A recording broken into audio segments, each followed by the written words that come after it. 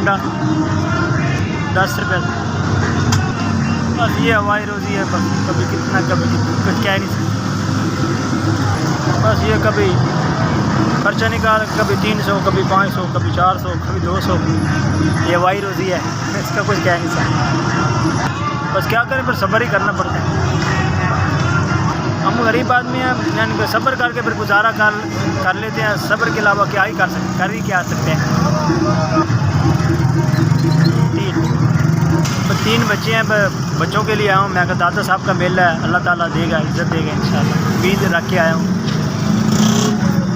बात यह है कि 3 बच्चे हैं, मजदूरी है, कभी मिलती है कभी नहीं मिलती, गुजारा कर ले तो फिर क्या करूँ।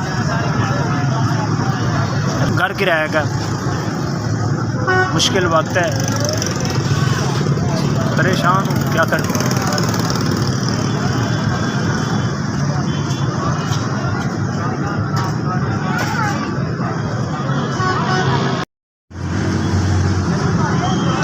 हाँ बस कुछ बहुत आप दुआ करूँगा आपको, ये मेरी मदद की। अल्लाह उनको सलामत रखे, अल्लाह उनको बहुत दे, इज़्ज़त दे, दुनिया में मकाम बनाए उनका, दुनिया में भी और आखिरत में भी।